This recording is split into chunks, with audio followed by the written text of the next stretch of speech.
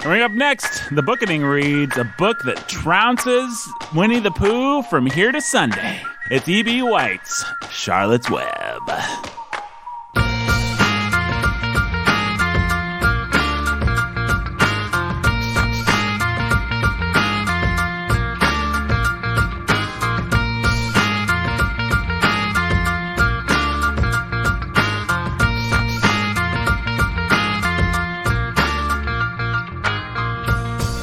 Hey everybody, welcome to the Bookening. My name is Nathan Albertson. I'm your humble and obedient host, Agent Provocateur. Look it up if you don't know what it means. I decided that'd be a thing I'd say every once in a while, so that's what I'm doing, because I think it's cute. But your opinion may vary. Welcome to the podcast, Brandon Chasteen, scholar who's a baller of reading. Hey. Your opinion may vary on whether you like being called scholar who's a baller of reading. It may vary. It's better than PhD ABD. Yeah, that's true. Brandon, you know who else is here? Is it A.A. Milne?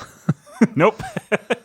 His initials start with JKM. JKM. Mm-hmm. JK. Just kidding. Just kidding. Just kidding, man. Just kidding, man. Hey, that's not bad. That's a good name. I'm good at coming up with acronyms. Yeah. He's wearing the cap. He's wearing the Cubs cap. He loves the Cubs, apparently. Hate the Cubs. Oh, is that He adores the Cubs. Though, right? Hate the Cubs. Am I insane that that's a Cubs cap? It is, in fact, a Cubs hat. Okay. The Cubs are a basketball team. Right. Yeah. The great Cubs. They face. I hate the Chicago Cubs, but the Smithville Cubs, I love there we the go. Smithville Now, who Cubs. plays for the Smithville Cubs? Anybody I know? One Peter Menzel. One Peter Menzel. Now, that Menzel there, Brandon, that is a crucial clue in the M for JKM. I bet. Can you guess what the M stands for? I still don't know, Nathan. Sorry. It's Menzel. Oh, Menzel.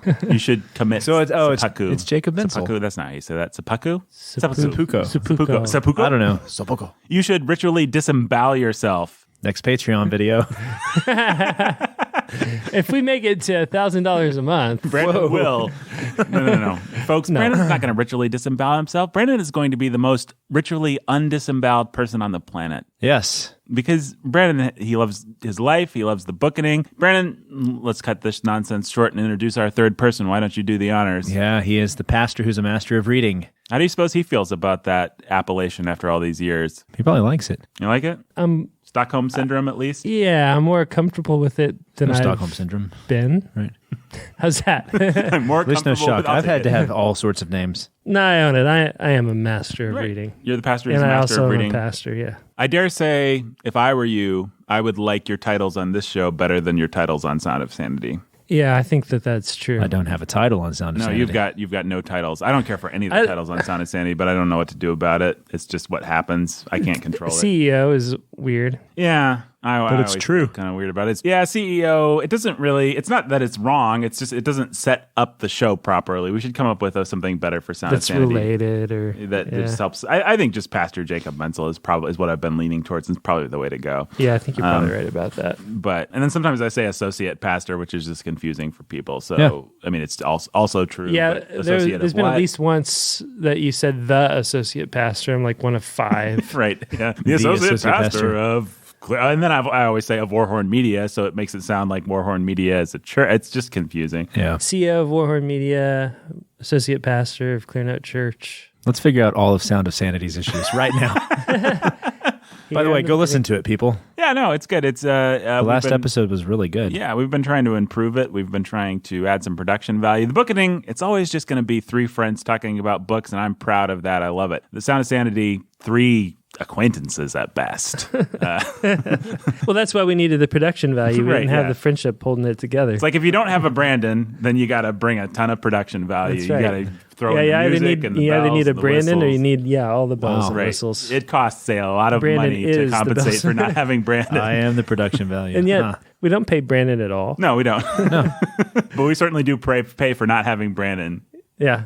Yeah, I guess. No, we pay actual dollars for the fact that we don't have you on Sound of Sanity. Yeah. Oh, you love our trusty engineer. He's a good guy. No, don't. He's a great guy. Yeah, I love Ben. He's a wonderful man. This last episode was funny. Yeah. So listen to Sound of Sanity, folks. Do it. Listen. But in the meantime, we're talking about E.B. White. You know what I'm going to do? Because someone told me. Now, I'm not promising to do this every week, but just for fun, we'll do donor shout-outs like maybe halfway through the episode. We'll have a little break. We'll do donor shout-outs. But right now, we're just going to get into it. We're going to talk about E.B. White himself. Whoa, I was not ready. The man, the myth, the legend. Yeah. Edward Bear White. Is that what it stands for? That's what it stands for, yeah. True enough. I have no idea what it really stands for, actually. I'm sure we could ask Wikipedia. No! Brandon's firing his guns into the air. Bang, bang. He's the contextual Texan. This is part of the show where Brandon, he's from Texas, and he's going to offer some much-needed context on this work. And so, yeah, Brandon, take it away. I guess we didn't say, we're talking about Charlotte's Web by E.B. White. I guess we did say at the beginning, but now I'm saying it again. We're talking about Charlotte's Web by E.B. White, one of our favorite children's books. I'm just going to spoil that right now. I dare say, I haven't asked either of these other gentlemen, but I think I'm safe to say this is one of our favorite children's books. Yeah.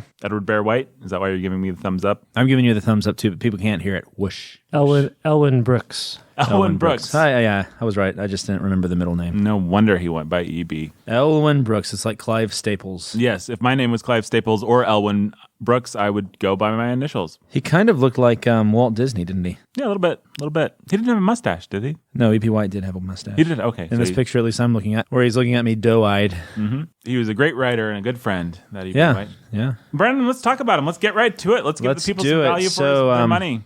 So let me just quickly up top tell people some of the books I used. Charlotte's Web. Yeah, so some of the books that obviously I read Charlotte's Web. Mm-hmm. I read The Story of Charlotte's Web by Michael Sims. Would you recommend that people read The Short Story of Charlotte's Web by Michael Sims? Yeah, actually, it was pretty well written. It was good. I did notice looking over it today that he starts a lot of his paragraphs with Andy.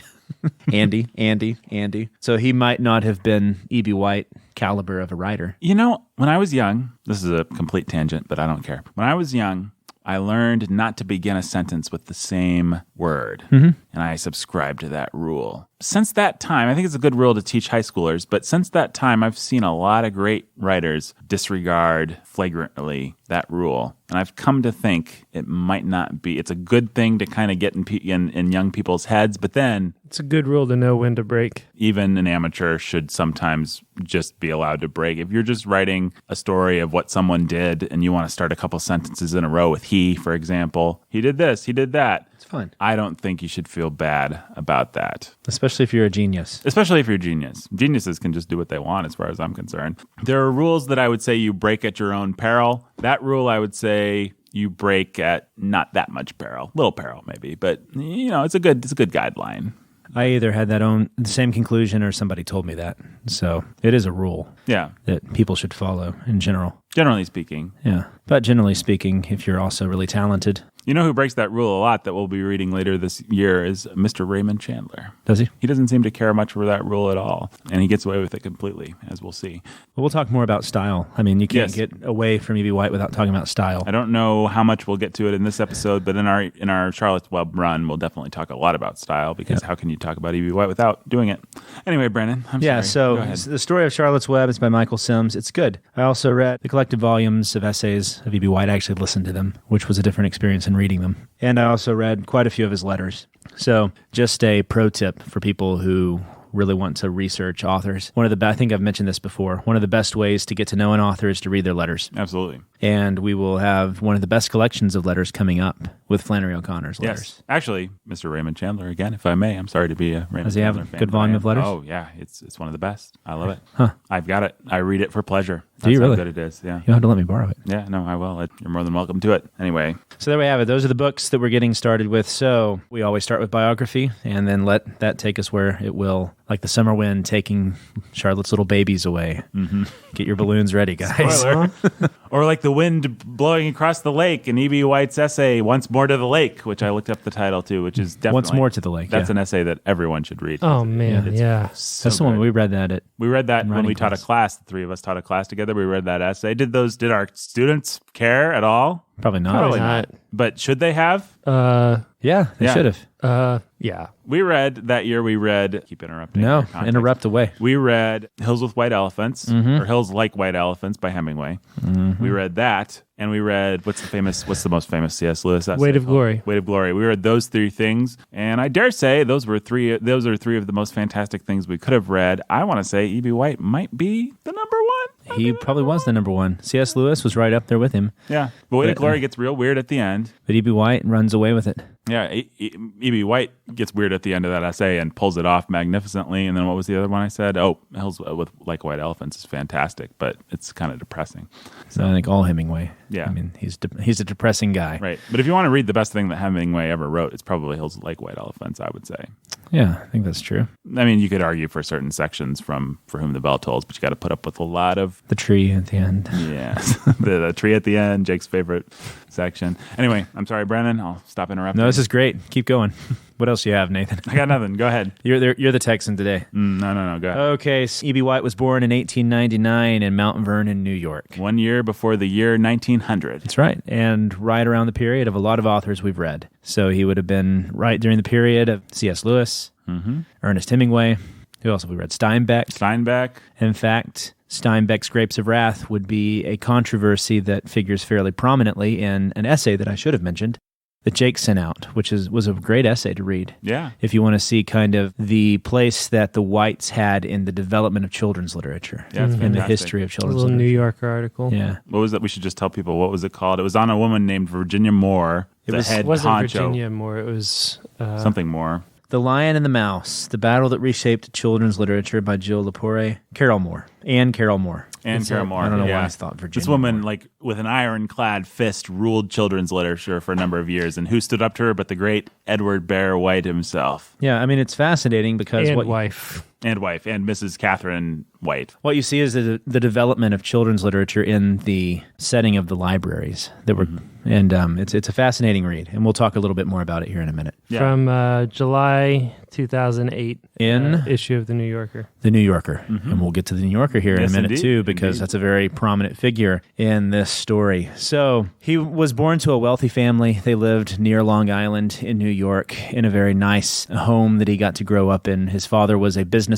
I think a vice president actually in a prominent piano firm in New York City. What does a prominent piano firm do? Manufacture They pianos, manufacture I guess? pianos. There you go. Yep. His mother was the daughter of William Hart, who was a famous painter. And you can actually, so I looked up some William Hart paintings, and so his grandfather was a painter of these landscapes. And so I'm just clicking through some of these. I mean, they have a lot of trees, but mountains and streams and rivers, and they're very American in the feel that they evoke, not provoke.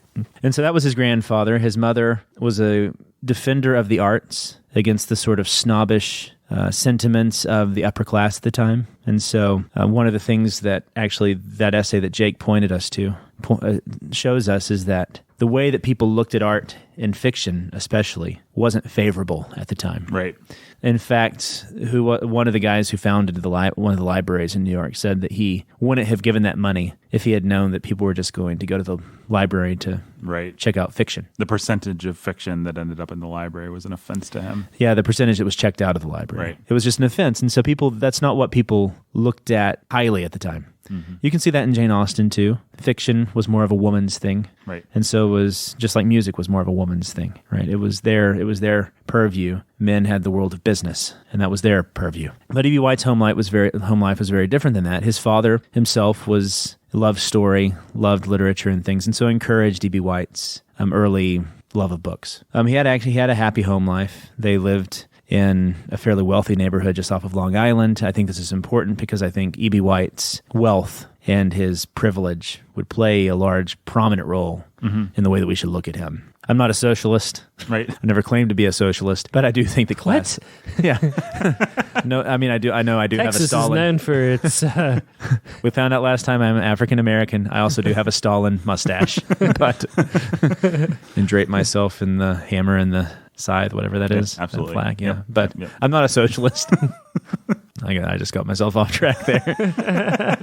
But I do think, class matters. Yeah. The way that somebody's born, if they're born rich, it's going to flavor the rest of their life. Sure.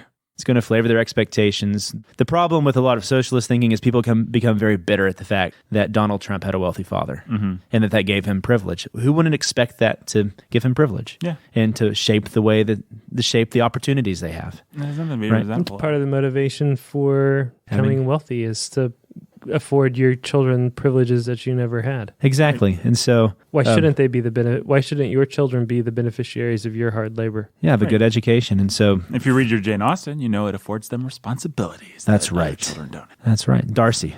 So C.S. Lewis, his father was a barrister, right? Mm-hmm. Wealthy.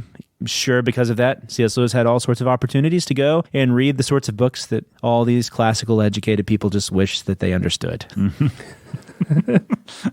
Oh, I can't help myself. Sorry. Was it last episode that we went off on Lewis again? I think we brought Lewis in last episode to kind of help us. Was it the movie episode? Yeah. We brought Lewis in to help us. We've been finding too many opportunities to go in on this. No, we're done, folks. We're done. We're not going to talk about Lewis. I think I've come to peace with Lewis. Mm-hmm. I know where Lewis is useful, but I also know where he's really nasty. Right. And if you're going to be blind about the fact that he was really nasty, then whatever. Yeah, he had some bad stuff. I guess it's been a few weeks since our Sound of Sanity episode on Jordan Peterson came out. That maybe has the last major Lewis slam. But that's all, folks. Yeah, but is it all? Well, for now. I mean, he did try to equate pedophilia with some beautiful romantic love. A touch of the divine. A touch of the divine, yeah. So, I mean, that's pretty gross. Yeah.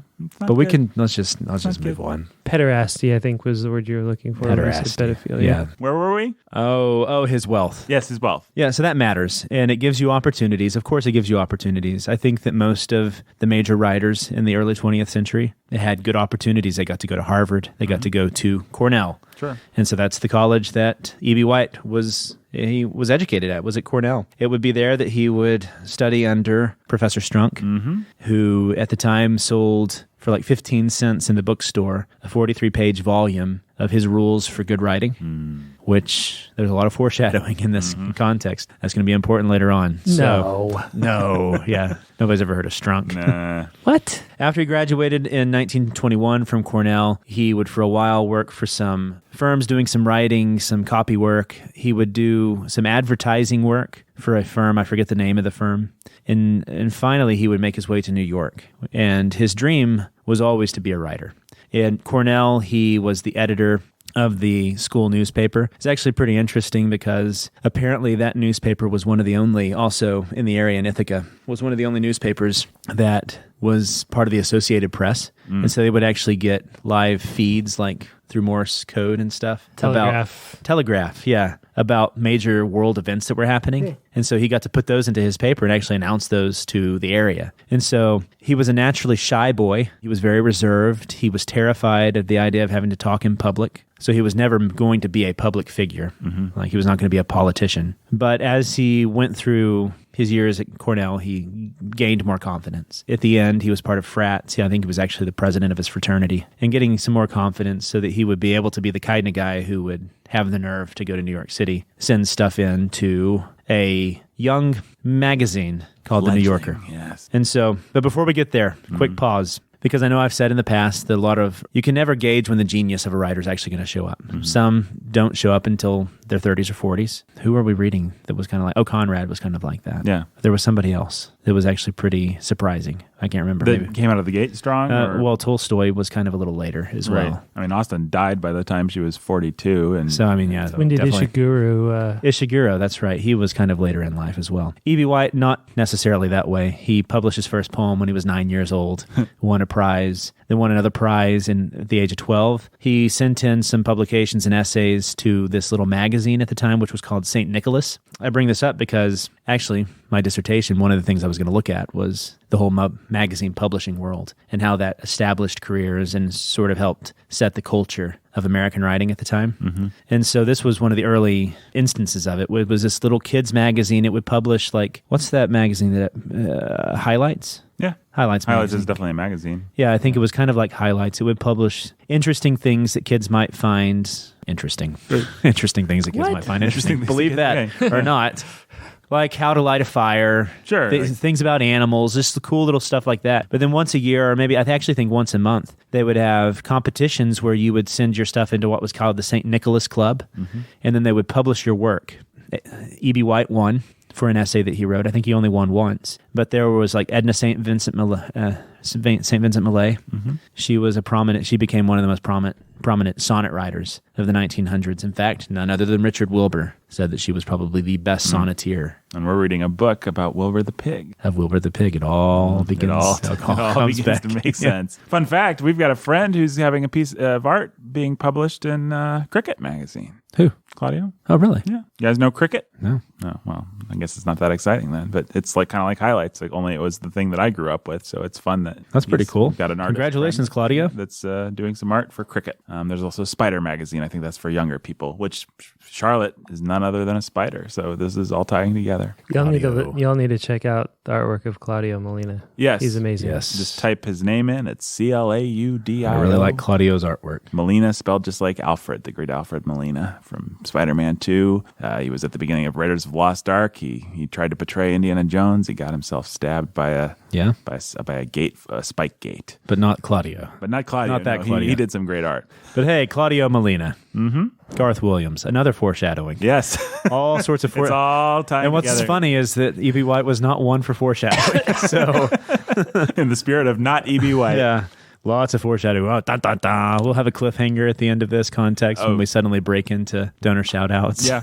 Oh, you better believe we will. So anyways, so the St. Nicholas magazine, some other fun people that got published there. So we had Edna St. Vincent Millay. She probably means nothing to a lot of people. I did want to mention Richard Wilbur, though, because pro tip, go read some Richard Wilbur. He's fantastic. One of the last truly great conservative poets died recently. Yeah. Just broke my heart. Jake broke the news to me that he was dead. Yeah. So...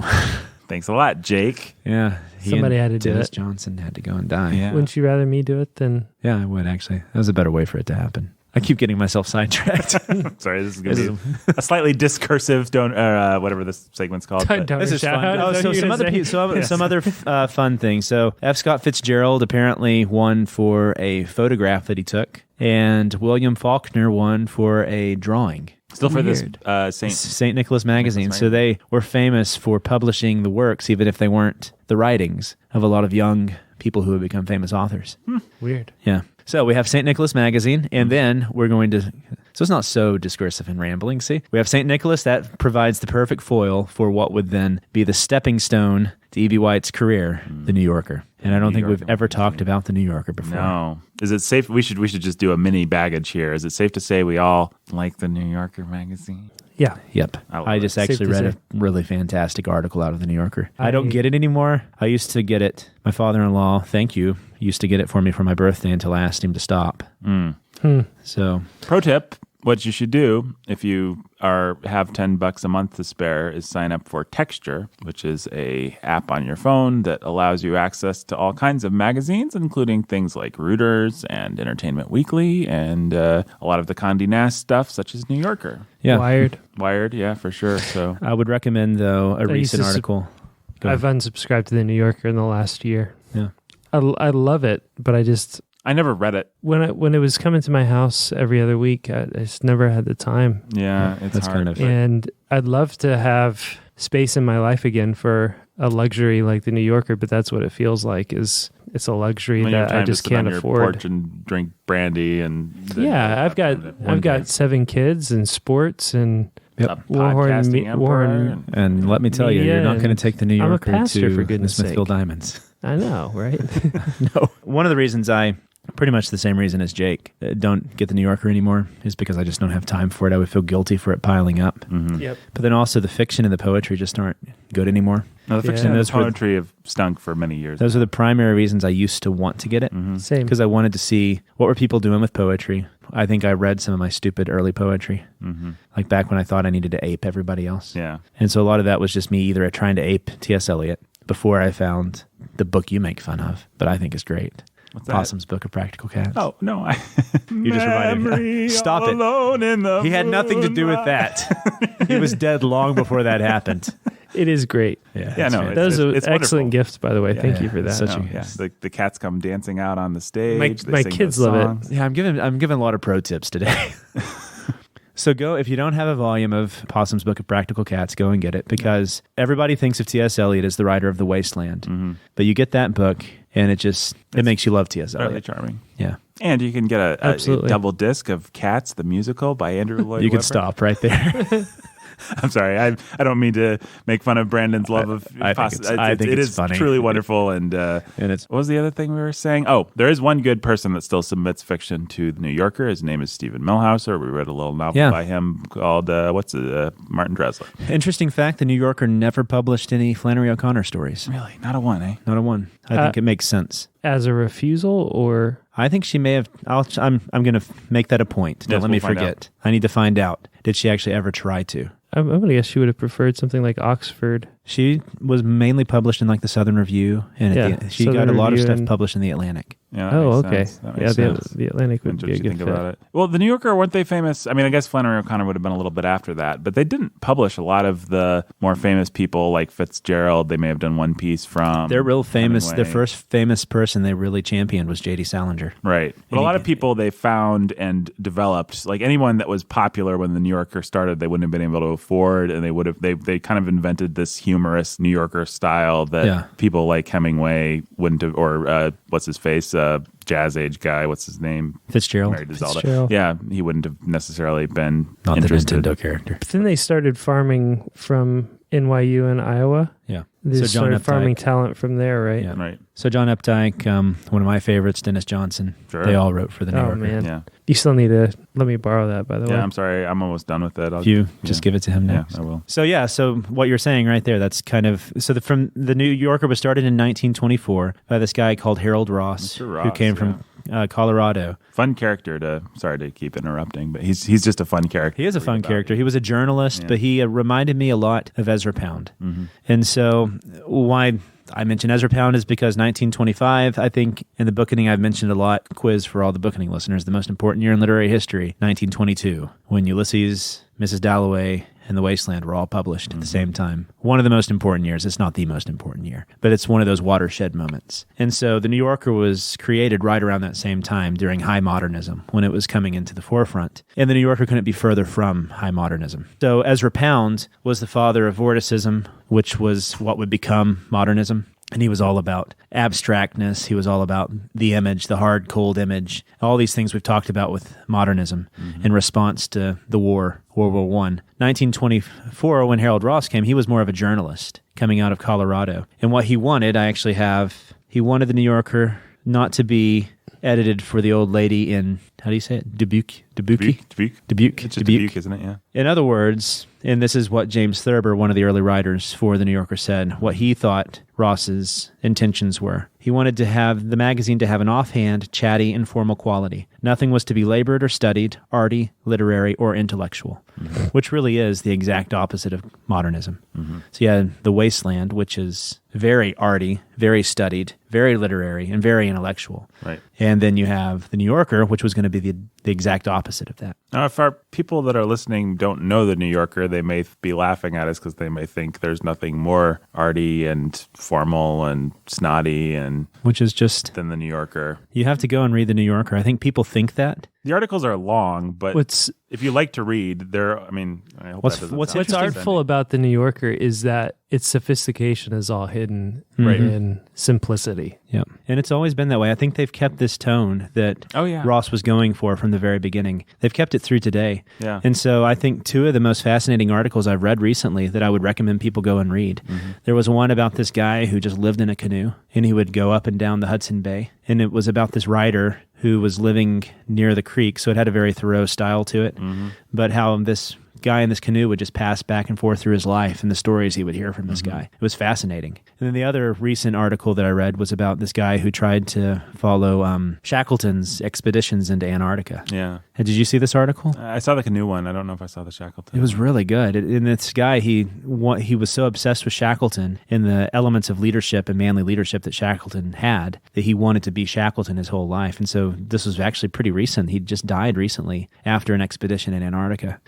And so the article was about him. And it's just one of the things that I love about the New Yorker is you can pick up, at least when it's good. And part of the reason why I unsubscribed is that it felt like things were sort of going downhill. Yeah, right. But the New Yorker at its best is a magazine you can pick up and you can read a headline and see what an article is about and think that looks completely boring and uninteresting as a topic or a subject. And yet you can trust that it's going to be interesting, engaging, and you're going to learn something, and it's going to be a fun, enjoyable, pleasurable read. And human. They'll always find And totally what the story. human. Yeah, if you like things very like human interest driven. I mean, maybe our readers know things like This American Life or Serial. I might compare it to something like that. 99% It's very NPR. invisible. NPR wants to be the New Yorker. Yeah, it's the New That's Yorker right, yeah. of radio. They want Except- to find that. Yeah. I But they're not as I good. think 99% Invisible is a really good example because Yeah. if for our listeners who don't know, it's a really fantastic podcast. Right. It's only like 20-minute episodes. It's about like design or design features or the most bizarre random little things. The whole conceit is the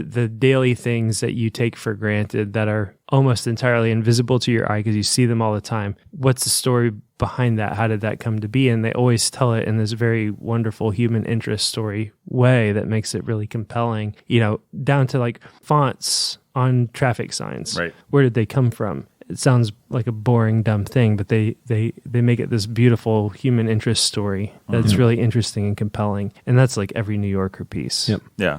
They always hire writers who know how to write very cleanly and engagingly. So And then they spend Or keep editors, years yes. developing these articles and editing them. that's right. and Their editors are fine-tuning them. fantastic. And Yeah, that's, I remember reading an article once about somebody was talking about how long it took their article to get through editing, and it was like over a year. Yeah. Early in the days of Warhorn Media, me and Jake became very jealous because we just realized we are never going to have the resources to be able to pull something off. Like the amount of money and time and effort that they're able to It's expend so on what- perfect, and you can twist yourself in knots aspiring to that level of perfection until you realize one of those articles in that magazine, every one of those articles has been in editing for between 6 to 18 months. Yeah, and probably a team of people devoted their lives to it. Yeah, and they've got a Researchers, magazine, editors.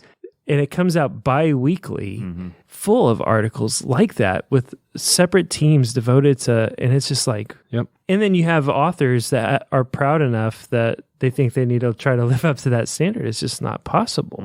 Yeah, you're not going to live up to that standard. No. E.B. White himself didn't live up to that standard. He had the editors at The New Yorker to help him, and he became an editor at The New Yorker. And so the story is he sent some stuff in. He would send these things into The New Yorker.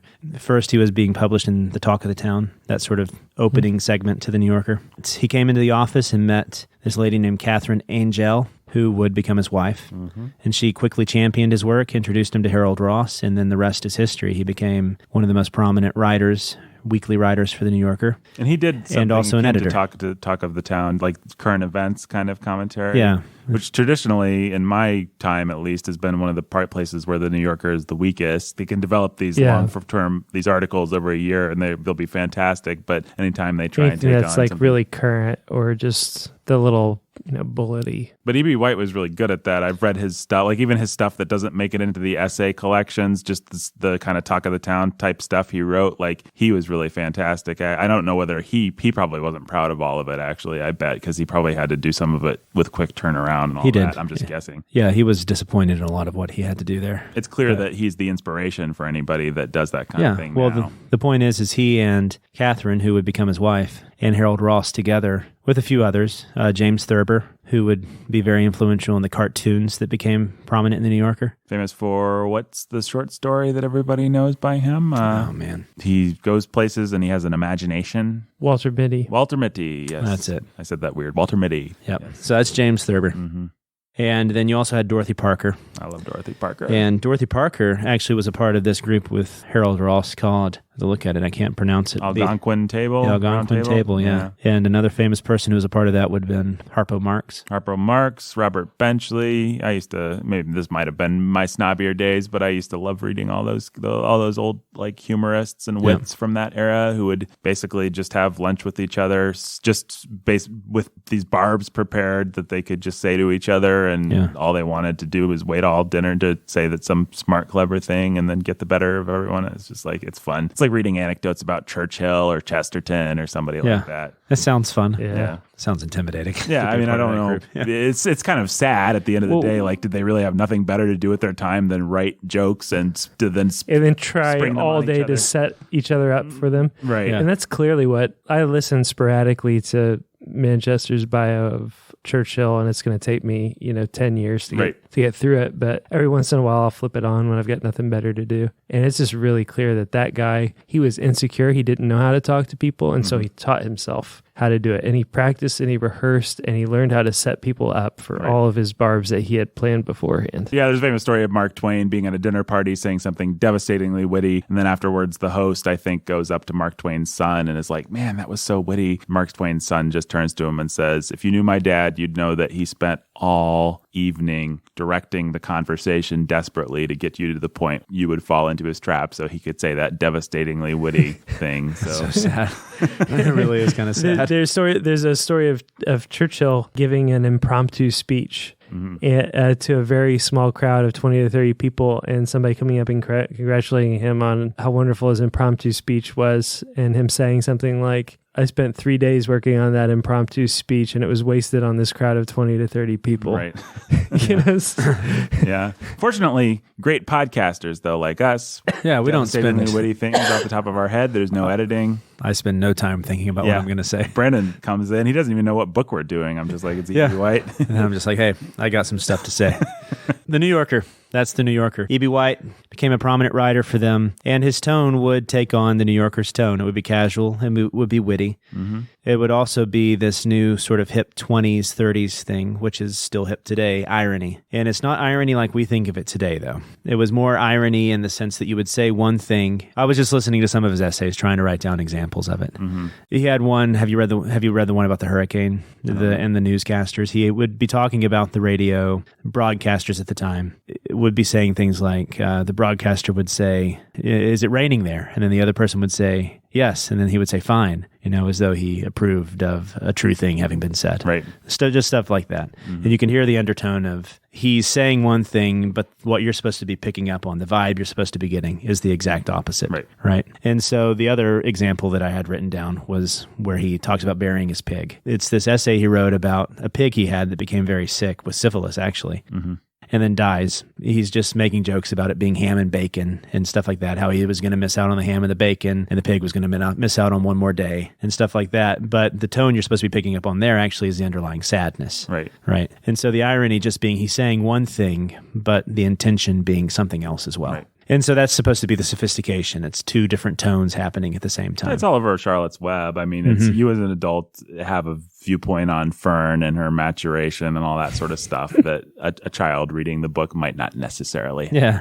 For the kids, Fern just sort of passes out of the story. Right. But for an adult, it's pretty funny. Yeah, and kind of bittersweet. Yeah. So, and we talked a lot about it with Milne, and we had some mixed feelings about A.A. Milne. I don't know. I don't remember whether he's come up this episode yet. Not yet. We're waiting with that canon. It's loaded. He liked his irony. Yeah, but it really is different. We'll get there. I think it is. I don't know whether we'll get there this episode or not, but we will get there, folks. So there is that sense of irony that he had. He was also a sentimentalist. He was very fond of nature. He loved nature from an early age. His brother, in fact, was a landscape architect professor or something like that. A lot of this comes through in his writing. In fact, the essay on radios, actually how much he prides himself on the fact that he doesn't have a television. And he says that, a lot of people make this out as though he's behind the times, but he actually kind of likes it. And he ends that essay talking about the glory of his wood-burning stove versus an electric stove, which then made me think of Wendell Berry. Yeah. But it's already making me think of Wendell Berry. Yeah, but E.B. White's different than Wendell Berry in the sense that he doesn't try to make himself into Gandalf, basically. Yeah.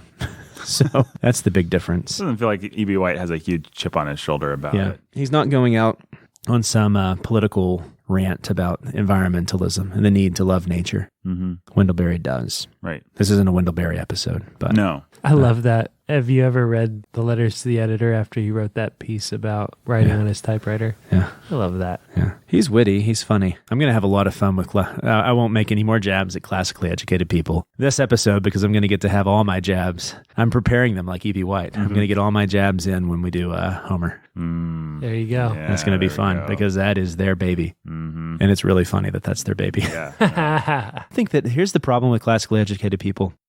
I think that The whole classical movement, they idolize things that I don't think they ever take the time to really appreciate. They idolize the fact that things just because they're in the Western canon, therefore they must be fantastic and You good. have to love something before you can take pride in it. Yeah, which is how you get people just to understand it. Yes, that's how you get people unquestionably just loving A.A. Milne, for example. For example. It falls right into that same sort of mindset. Everything that has this patina of oldness in the Western canon to it must be great and untouchable. And there's an ickiness to it that, an ickiness. Yes. There's a nastiness. It is. Oh, yeah. I don't mind the word icky. You know who I unquestionably love? Who? Our donors. Oh, boy. I haven't. Hey, before you say that, let me get a shot in. Yes. I used to see this, and I don't see it so much anymore. There for a while, I was seeing constantly in my Twitter feed people posting random pieces of artwork. Mm-hmm. Just random pieces of artwork Right. from any period. Right. Yeah. Thinking that by putting something beautiful on Twitter, they're going to change. You've elevated the conversation by putting Starry Night up. Thanks. If they just put anything up that was famous, it's like they did a database search and just anything that was a part of the canon they put up. They had no understanding of if it was good, if it was beautiful, why they should or should not have put it up, what it was actually communicating, nothing at all. No knowledge of the artist whatsoever behind it. Freshman in his dorm with the screen hanging up. Everything about it was sophomoric. Yeah. Everything about it was sophomoric. You just look at it like, when appreciating real beauty can be hard work. It is hard work. Yeah, appreciating the Odyssey is going to be hard work, even though it's fantastic. But I think the best example recently for us has been Shakespeare. It's hard work to actually talk about why Shakespeare is as we've good as had trouble. Yeah. Yeah. It's hard work and it's worth doing, but... You know who does the hard work of appreciating our beauty? Our donors. Oh, yeah. true enough. I think we should take a moment here to give them a shout out. What do you say, boys? Sounds good. Let's do it. All right. Why don't we start with the mysterious Professor X? Professor X. Why don't we move from there onto Eric and Catherine, the lovebirds. Eric and Catherine, the lovebirds. Let's just do kind of a cool sort of beatnik kind of. Hey there, Eric and Catherine, the lovebirds. Nathan, not me, man. Nathan, not Nathan. Benny T and his wife Dana. Benny T and his wife Dan. Benny Tiberius, that is. Hey. Then we got Jay and Katie, who are cold and love cheese. Jay and Katie, who are cold and love cheese. Mm-hmm. Oh, yeah. Then we got, she's never gotten a descriptor. She's just Maya. Maya. Isn't that what you always do? Yeah, she always gets something exciting, but she's never got a descriptor. And a woman near and dear to my heart. Actually, Go ahead. Maya wrote the closest to an E.B. White style essay for us. Yeah, she did. It's quite Of good. anybody in one of our classes. She was in our class. Oh, and near and dear to my heart, my beloved mother Beth. Nathan's beloved mother, Beth. I'm going to put some beatnik snapping behind this, I think. And now we're in West Side Story.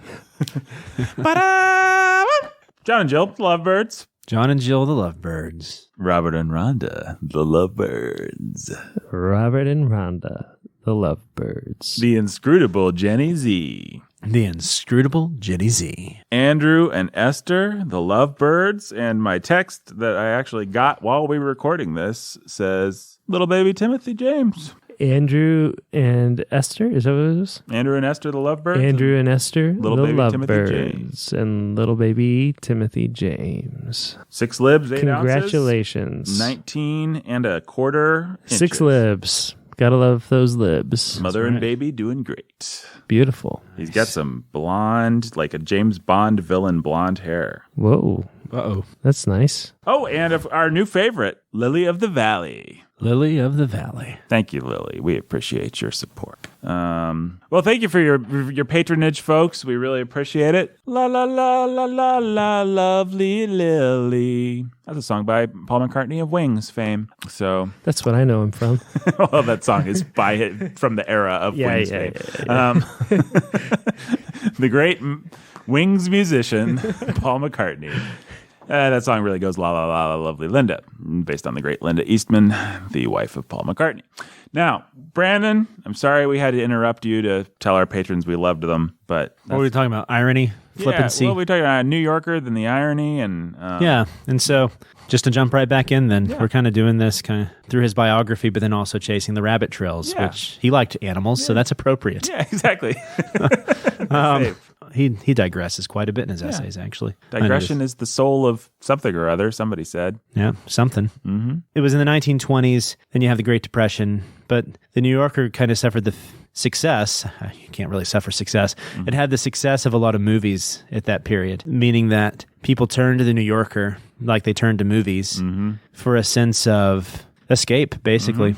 Pro tip, watch Swing Time, starring Astaire and Rogers. It's the best movie to escape to during that era. Actually, the New Yorker thrived and became very wealthy and made the whites very wealthy. In fact, to keep them on, Ross, if I'm doing my calculations right, ended up paying them the equivalent to like $500,000 each. Now, if I'm doing my math right, that means they were making $1 million a year? Yeah, I mean, they were making enough money that they were able to maintain their flat in New York City, purchase a farmhouse in Maine, and then also have another flat like in the southern part of New York City.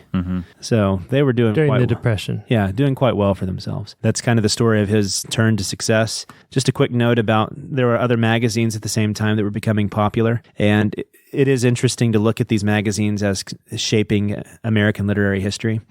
And so you can't overstate. What am I trying to say? You can't overstate. You can't overstate. You can understate. Yeah. But you can't overstate how influential the New Yorker was in shaping American literary history. And so, like I mentioned, J.D. Salinger was published by the New Yorker, I think before he published Catcher in the Rye. John Updike, who became a very prominent figure in American letters. Fantastic writer, quite a bit like E.B. White. Kind of a similar story, too. They're not academic writers, pretty much is the point with the New Yorker. And so they had their own tone, their own style of writer they championed. And then you would have other magazines, like The Atlantic was becoming popular at the same time. They would publish another style of writing. You would have other magazines and these journals that would start coming out that would be publishing the Beatnik poets, that would be publishing Flannery O'Connor, was publishing a lot in the Southern Review. And so these magazines were the outlet for a rising form of literary genre, the essay, and also the short story. And the New Yorker would champion both of these, and they would become very American modes of writing and the craft of writing.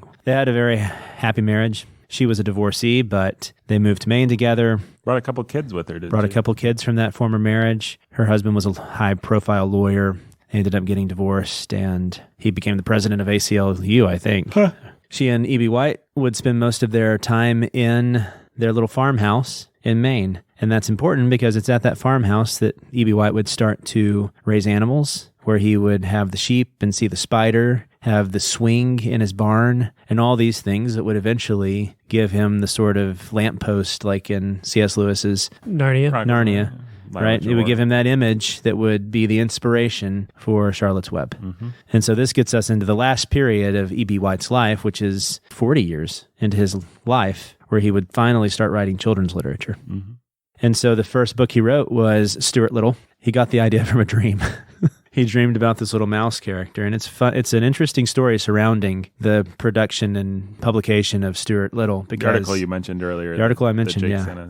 And so then I guess we can just take a quick step back, since that's kind of how we're handling it this time, and look at children's literature at the time. We've had episodes before on children's literature, but this is a very interesting moment in children's literary history, because we talked a lot in, was it the episodes for... We did Boys of Blur and then Boys of Blur, Newberry kind of stuff. Yeah, it was the episode surrounding Boys of Blur where we talked about the fact that young adult literature was kind of created by the Newberry and stuff after that. Yeah. That up until that point, young adult as a category did not exist. Well, childhood as a category was created basically in the Victorian era. That's right. The whole idea of... the nostalgia that we have around childhood. Dickens was very prominent in that role, but it's interesting because if you look at Jane Austen and then you look at Dickens, you see the different ways they handle children. And the way they either idolize children or don't idolize children, right? And so this whole concept of youthfulness, this was a genre that was coming into existence, right? And the whites positioned themselves against it. They did not like that sort of stance of young adult literature. In fact, Catherine White, we'll just call her Catherine White from now on because she took on his surname. She thought that you shouldn't look down on, you shouldn't condescend to children that way. That a good children's book was a good book, which is an argument we've heard before. C.S. Lewis made the same argument, right? That a good children's book is a good book. It just happens to be for children, but an adult's going to appreciate a good children's book. And in fact, a great deal of our unease with our nemesis, Mr. Milne, came from the fact that he very much feels like... Yeah, and this is actually where A.A. Milne enters into the arena. And so you have E.B. White one side, A.A. Milne the other, and in his corner you also have this lady named Anne Carroll Moore, right? Now, Anne Carroll Moore is an interesting person because she was the founder pretty much of the children's section to a library. In New York. In New York, and which meant pretty much to any library. Right. So she kind of established the category of children's literature. In an era when libraries as a thing, as a public sort of utility or whatever you want to call it, were coming into their own. The quote I had in my mind that I was trying to remember was when Catherine Angell said, should children have children's shelves, like books with children's shelves? Shouldn't they just have bookshelves? Right. Her point being that as soon as a child gets to the age of 12 or 13, they're going to find Jane Austen, she said, for girls, and Dickens for boys. And a child who has a good head on their shoulders, they're going to find good literature. It's not like there's young adult literature for them. And it just made her really mad that people tried to categorize things that way. Especially people trying to write to the specific age group of like 12 to 14. Exactly. It's just like the dumbest thing ever in her mind, 12 to 14. And so this lady, Anne Moore, she seemed to have good intentions, but she actually does kind of become the Nurse Ratched of this story because she helped create and found these, what everybody sees when you go into a library nowadays, the whole children's section, and what our library today has, where it's almost big, the entire first floor. Yeah, and you bring in storytellers, you bring in dogs, you bring in all these... Make it a section where children can actually be, where they can make noise, you put pictures up that they will enjoy. Exactly, and she was fundamental and important in establishing that character to that section of the library, which I think is good. Sure. I like that. Fan of that. And she sounded like an interesting woman, so they would have Irish Poetry Day when they were celebrating all the different... Because New York was the melting pot, right? And so she said that she thought that each of these kids should be able to experience their culture at a time when a conservative American sentiment would have run towards not giving any sort of weight or glory or appreciation to the culture that she came from in Europe or wherever. She was kind of proto-multicultural and said, we should, and not in a cheesy or bad way. I don't think. She just said, she just thought it would be a nice celebrate St. Patrick's Day, for crying out loud. It's but fun. She also then developed some very hard and fast rules in what she thought a children's book should do. Apparently she wrote a children's book, which was pretty bad. She had a puppet that she liked to carry around.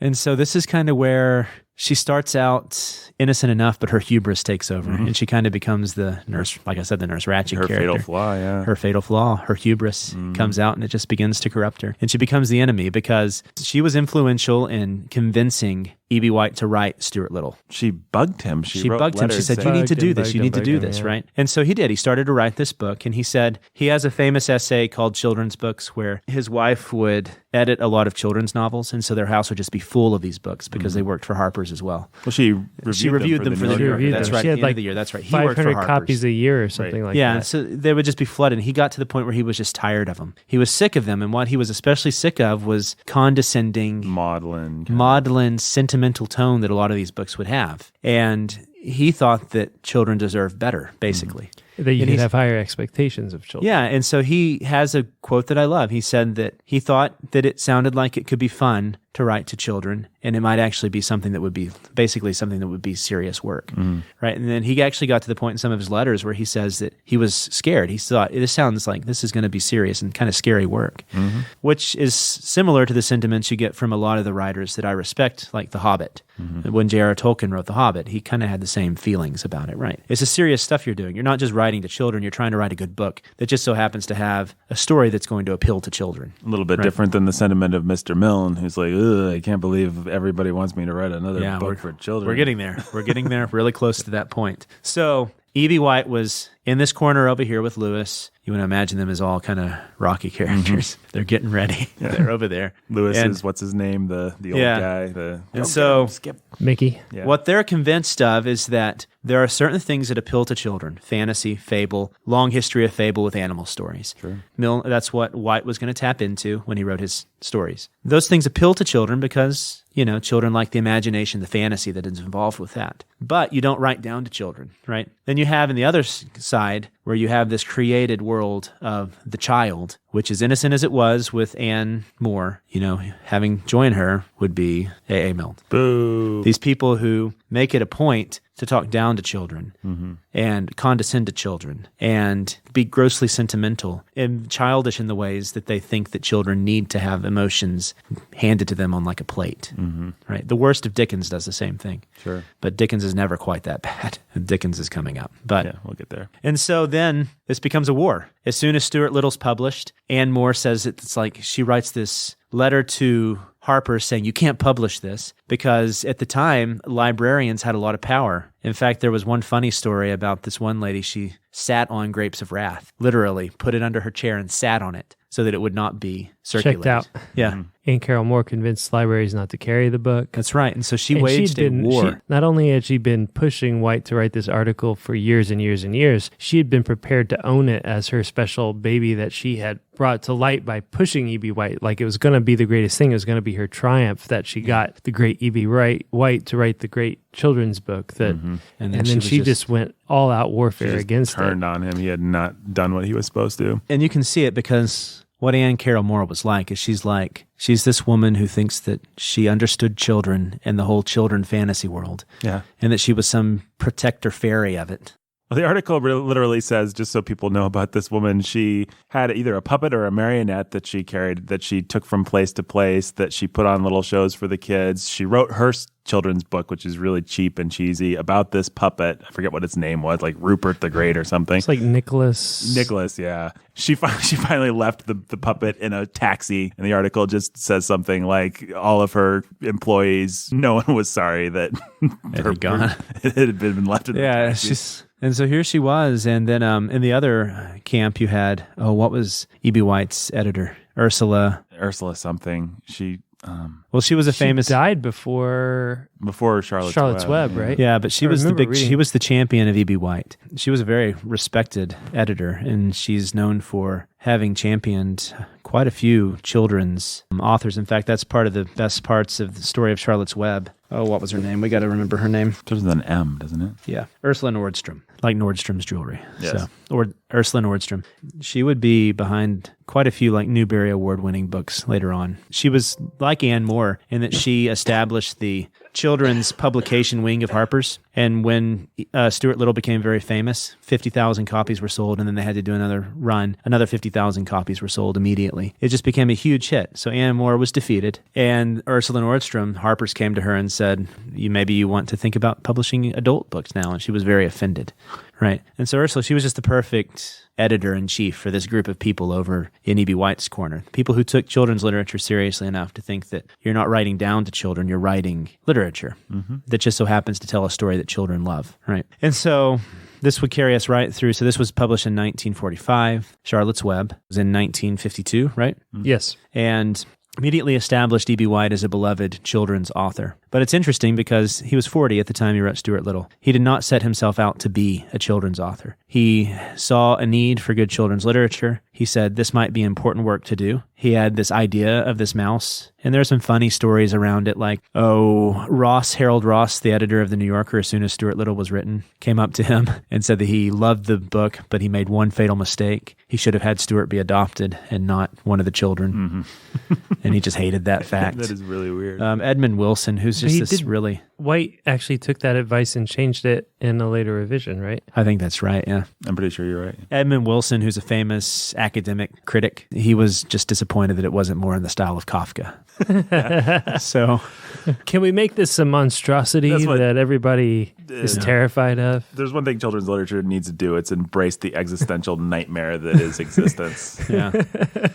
But what I love about White, and so there's not a whole lot more to say about him. He would live out the rest of his life in this little farmhouse with his family. A lot of the experiences he would have at the farmhouse, he would write into Charlotte's Web. And when he died, his son saw to it that his house was not to be used as an E.B. White. I keep wanting to say A.A. Milne. E.B. White Museum. But this book here ends with a nice little vignette. It's They opened it up once. The family that he sold it to opened it up once to a group of school children to come and see. They were actually an impoverished school that had raised money. And the one thing they wanted to do was come and see where E.B. White had written Charlotte's Web.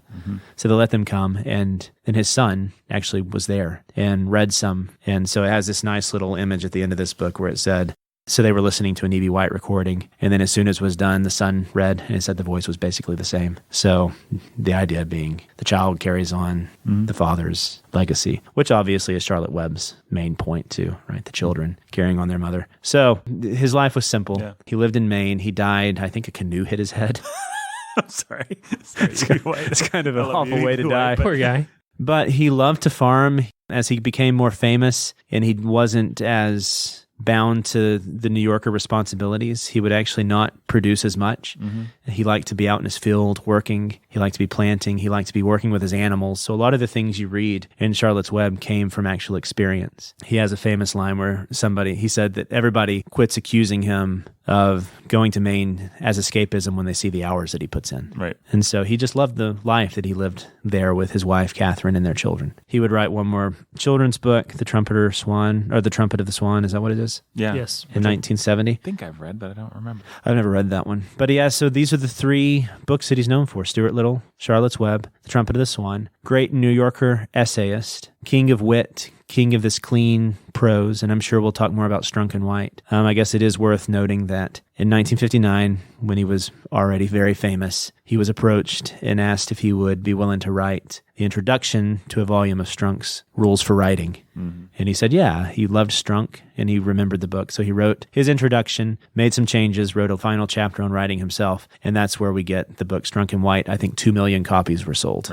almost immediately. And it's the preeminent style guide. Anytime I teach a class on writing, I always have students read Strunk and White and Zinzer's book. I wish we could do it for the Bookening. I don't know if we'll ever actually do it for the Bookening because that might be a little weird, but I think we could almost do it because it's just wonderful. Yeah. And so be a nice little fill-in. Yeah. If we're going to do this is May, and we may get we're probably only going to get one more on Charlotte. 2 episodes out of Charlotte's Web. I wouldn't be opposed to throwing in that'd be fun. You want to just do it? Yeah, let's do Strunk and White. Let's do Strunk and White. So we'll talk about that in another episode. Let's not talk about I'd rather do that than so we'll get a little review the animated version of Charlotte's Web to fill in. Great. So we're going to do Strunk and White, so I don't have to talk any more about that. Yeah, we'll get there. Because my context is already going really long.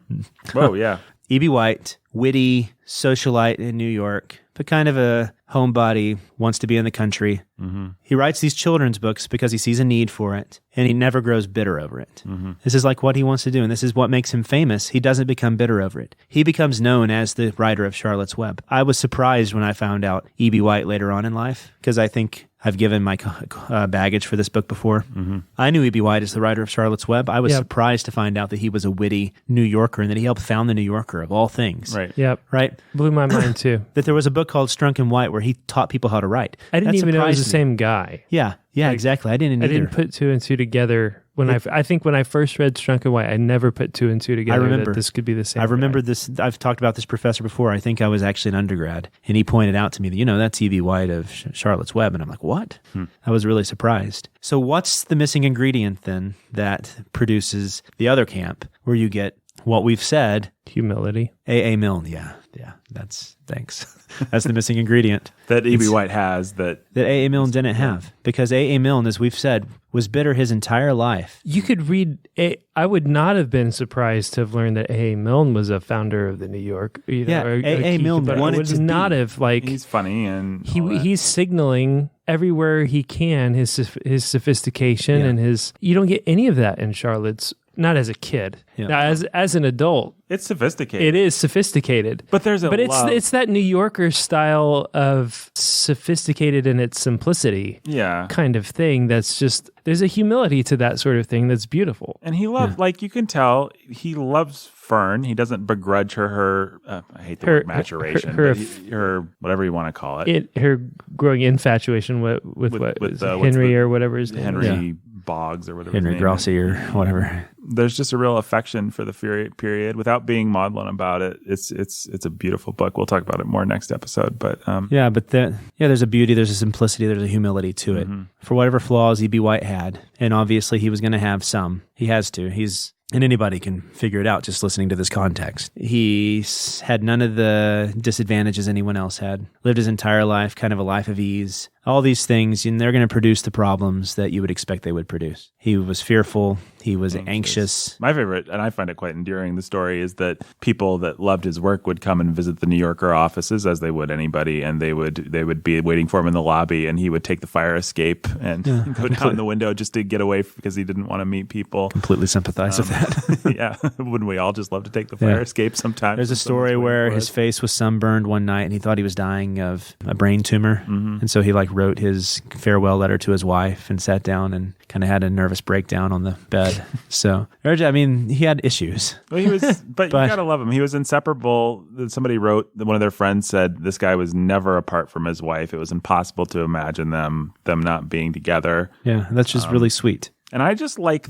I feel like of all the authors we've done, maybe he's the one that I know on a personal level the least. Like he did not really give himself to people. And I respect that. Like he was private. Yeah. And that's fine. I don't need to know what was going on behind the scenes with him. You respect him through what he's written. Yeah. And so I think the final... that certain piece of himself, but he gave us a lot of himself in other places. Yeah. But why I mentioned that in particular, there's a quote that I sent to you guys that his wife... So when they were reviewing books, she said the following about Babar. Yes. So you need to know that Babar was written by a guy named de Bruynhof. Babar the elephant.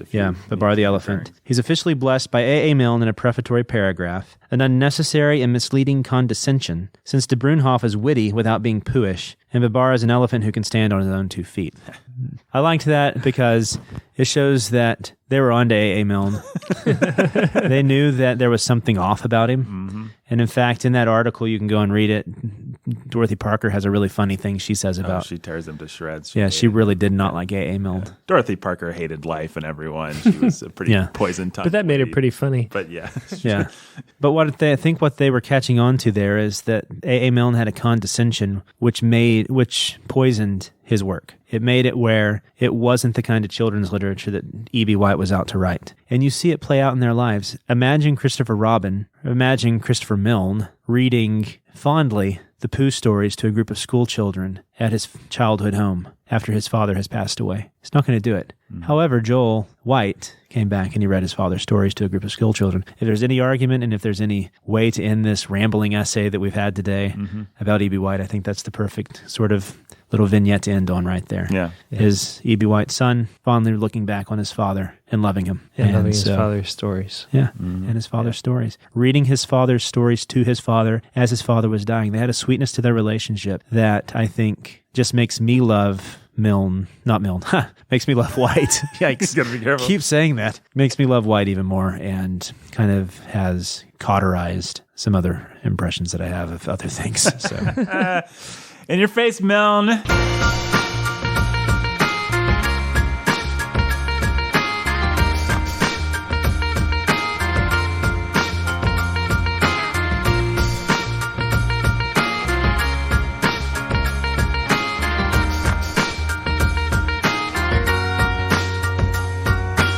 The Bookening today was written and produced by Brandon pretty much, with some discursions by Nathan and by Jake. Hey, thanks for listening, everybody. Jake, we got a new donor reward, right? Yeah, $25 level. Go on to patreon.com/The Bookening. Check it out. We've always had a $25 level. We haven't offered anything special except a title for that. But now we have something super cool. Very special. That you really want to check out. So here's the deal. At $25 or higher, so we have several supporters at the $50 level, like 5 or 6 supporters at the $50 level, like nobody at the $25 level. So, and a number of people at the $10 level. $25 and up. From now on, at the end of every year, the Bookening is going to have its own special t-shirt that we're going to make. And we'll put any quote on it that all of our $25 and up supporters decide on. So you can pull a quote, nominate a quote from any episode. Yeah. Brandon, Jake, Nathan, whoever. Whatever you want. and then we'll famous, vote. What's the famous one? The Jake Something said? about The prosaic matrimony is the Something- erotic necessity to keep the bots, whatever. Yeah, that's great. Bots away. I was trying to summarize Stephen Baker, I think. Yes. But But it is my quote. It is. You did such a great Yeah. job. So nominate the quote, nominate a quote, and then vote on it. And at the end of the year, we'll have a specially designed T-shirt. You'll get the T-shirt at the end of the year. Everyone else, they'll have to pay cold hard cash for that T-shirt. Yeah. Well, and they won't have any say in what goes on it.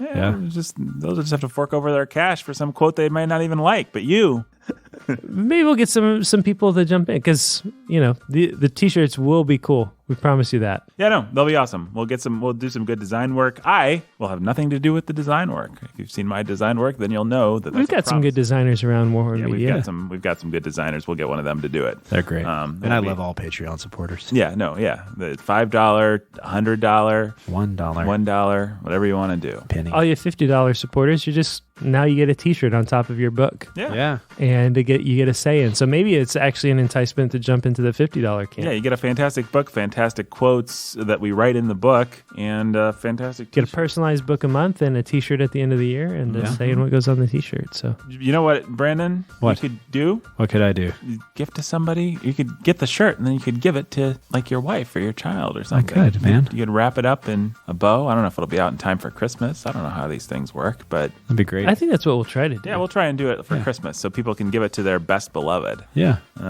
My best beloved. You can give it to Anna. Jake can give it to Amanda. I'll probably be married to, some Somebody. chick by then. So I'll give it to her. And she'll be like, thank you for giving me merch from your podcast, honey. And I'll be like, you're welcome. And then we'll Just kiss. keep up that $143 a month. Keep the sugar coming, mama. I'm just kidding. I'll make the money in our family and wear the pants. That's how I Yeah. pants, suspenders, the works. All right, folks. Anything else the donors need to say? We'll be back next week with some baggage, with some critical discussion of this book and Charlotte and Wilbur and all that. Templeton the rat. Yeah. Racist overtones there probably can discuss. Probably. All right, thanks for listening, folks. We'll see you next week. Bye. Bye. E.B. White was a good writer and a good friend, and now he's dead, just like Charlotte.